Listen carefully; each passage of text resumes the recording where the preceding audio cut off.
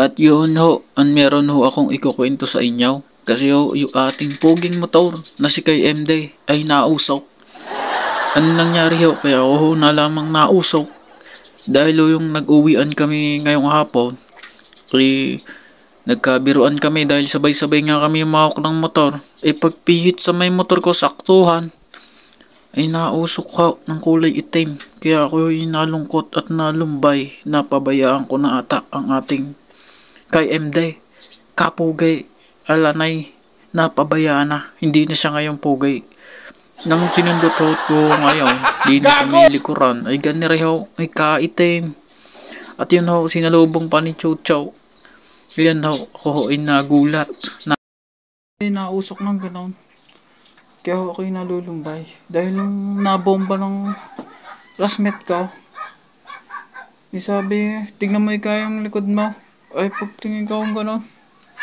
Ay napakaitim mo. Ito nga yung nakita nyo, sinundot ko yung tambutso. Kasi nung napihit nyo, natay buhay kay Susian. Kasi napagtripan pinipihit. Abang napihit nga ng medyo konting sagad, nausok ko ng itim. Kaya kinabahan na ka. Sabi ko ang motor ko wala na sa kondisyon.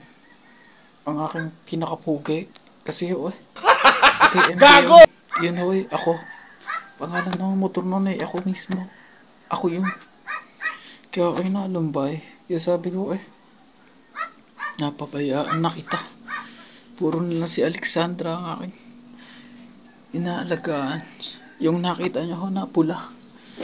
Kasi pagkaloob ko lahat ko na akong change oil at i-condition kay MD. At yun lang ang kwento. Dahil na ganun nangyari, nausok si kay MD. Ngayon lagyan natin siya ng kumot. Baka siya ay nilalamig.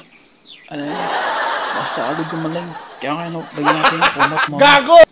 Pansamantala yan muna yung gagawin natin para siya ay gumaling. Gago!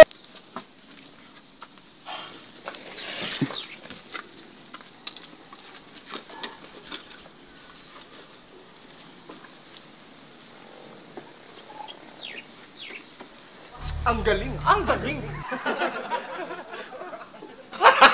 Gago!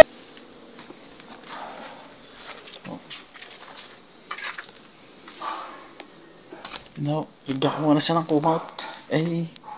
Gagaling na ron. Ang galing na magsahin. At ako nagutom na. Ako hindi ba kumakain ng tangali Ayan. At pagtas pag nagsaing na ako urungan ko muna habang nasa lakas kinain. Bago tayo makain. So yun ako mga kaganapan.